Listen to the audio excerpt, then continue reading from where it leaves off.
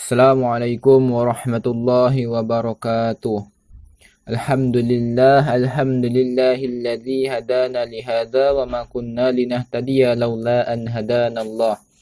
Asyhadu an la ilaha illallah wahdahu la syarikalah wa asyhadu anna Muhammadar Rasulullah. Allahumma shalli ala sayyidina Muhammad wa ala ali sayyidina Muhammad.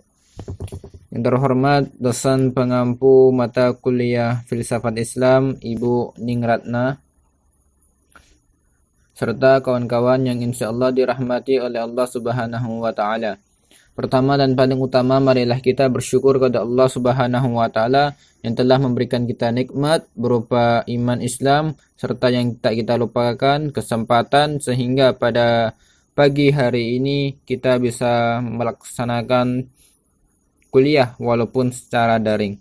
Salawat berakaikan salam tak lupa kita haturkan kepada Nabi Muhammad sallallahu alaihi wasallam dengan melafazkan Allahumma sholli ala sayyidina Muhammad wa ala ali sayyidina Muhammad. Untuk tidak memperpanjang waktu, pada hari ini saya pemateri pada mata kuliah Filsafat Islam akan membahas sedikit tentang pemikiran Al-Ghazali. Pemikiran Al-Ghazali sangat banyak tentang pemikiran terhadap filsafat Islam, tetapi yang saya bahas di sini hanya 3, yaitu Tuhan, alam, dan manusia. Kita masuki dulu biografi Imam Al-Ghazali. Nama lengkapnya adalah Abu Hamid Ibnu Muhammad Ibnu Ahmad Al-Ghazali. Beliau lebih dikenal dengan Al-Ghazali. Dia lahir di kota kecil yang terletak di dekat Taus, Provinsi Khurasan, Republik Islam Irak pada tahun 450 Hijriah atau 1058 Masehi. Nama Al-Ghazali ini berasal dari Ghazal, yaitu berarti tukang pintal benang. Karena pekerjaannya ayahnya adalah memintal benang wol. Sedangkan Al-Ghazali juga diambil dari kata Ghazalah, yaitu nama kampung kelahiran Al-Ghazali, dan inilah yang banyak dipakai. Sehingga namanya pun dinisbatkan oleh orang-orang kepada pekerjaan ayahnya atau kepada tempat lahirnya. Sejak kecil Al-Ghazali dikenal sebagai anak yang senang menuntut ilmu. Karenanya tidak heran sejak masa kanak-kanak ia telah belajar dengan sejumlah guru di kota kelahirannya. Di antara guru-gurunya pada waktu itu adalah Ahmad Ibnu Muhammad Al-Radikani. Kemudian pada masa mudanya ia belajar di Nisyapur, juga di Khurasan, yang pada saat itu merupakan salah satu pusat ilmu pengetahuan yang penting di dunia Islam. Ia kemudian menjadi murid Imam Al-Haramain Al-Juwaini yang merupakan guru besar di Madrasah Anis Hamiyah Insyapur. Al-Ghazali belajar teologi, hukum Islam, filsafat, logika, sufisme, dan ilmu-ilmu. Selanjutnya kita masuki pemikiran Imam Al-Ghazali. Yang pertama itu Tuhan.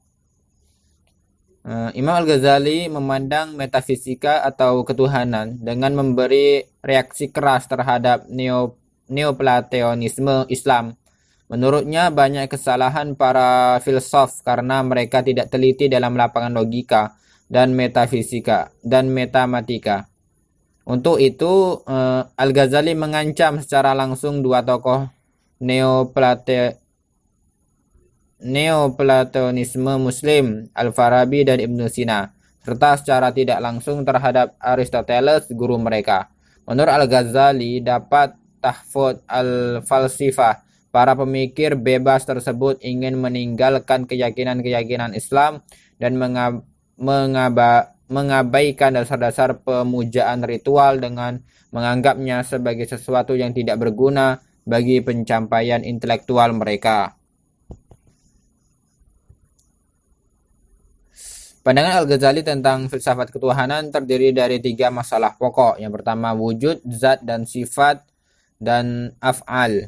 Yang pertama wujud. Al-Ghazali mengikuti tradisi ulama kalam al-Asy'ari dalam menetapkan wujud Tuhan. Beliau menggunakan dalil wujud Tuhan atas dua bentuk, yaitu dalil nakli dan dalil akli. Yang kedua, zat dan sifat. Al-Ghazali membatasi diri dari pembahasan tentang zat Tuhan dengan mengemukakan hadis Nabi Shallallahu Alaihi Wasallam yang melarang manusia memikirkan zat Allah Subhanahu Wa Taala. Dari itu beliau menegaskan bahwa akal manusia tidak akan sampai mencapai zat itu. Yang ketiga, af'al. Al-Ghazali berpendapat bahwa perbuatan Allah Subhanahu wa taala tidak terbatas dalam menciptakan alam saja, tetapi Allah Subhanahu wa taala juga menciptakan perbuatan manusia dan ikhtiarnya. Selanjutnya pembahasan manusia. Menurut Al-Ghazali, konsep manusia menurut Al-Ghazali tidak berbeda dengan konsep ajaran Islam karena ia mendasarkan pemikirannya kepada Al-Quran dan Al-Sunnah. Dalam perspektif filsafat pendidikan Islam, cara yang terbaik dalam rangka mengenali hakikat manusia adalah melalui penjelasan dari yang menciptakannya, yaitu Allah Subhanahu wa taala yang termaktub dalam kitab suci Al-Quran. Pembagian manusia menurut Al-Ghazali itu ada 4: al-qalb, al-ruh, al-a'la, al-nafas.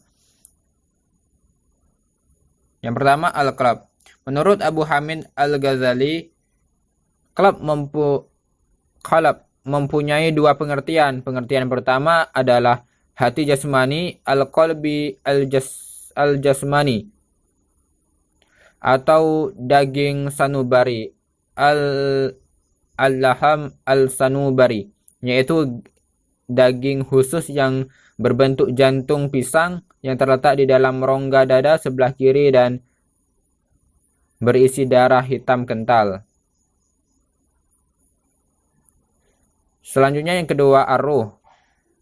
Para ulama berbeda dalam mengartikan kata ruh.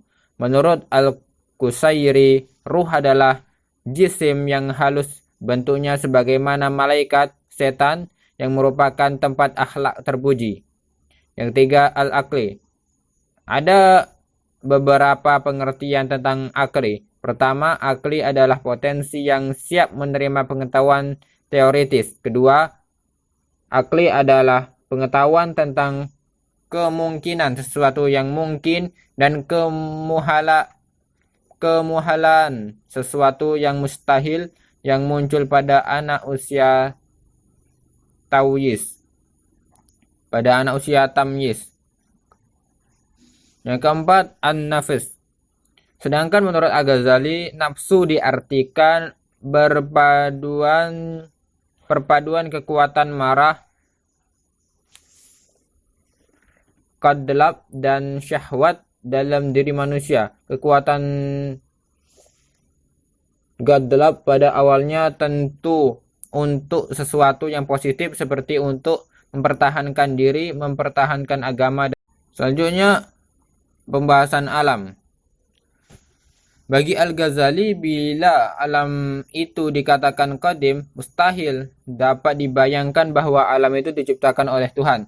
Jadi paham qadimnya alam membawa kepada simpulan bahwa alam itu ada dengan sendirinya, tidak diciptakan Tuhan. Dan ini berarti bertentangan dengan ajaran Al-Quran yang jelas menyatakan bahwa Tuhanlah yang menciptakan segenap alam, langit, bumi, dan segala isinya.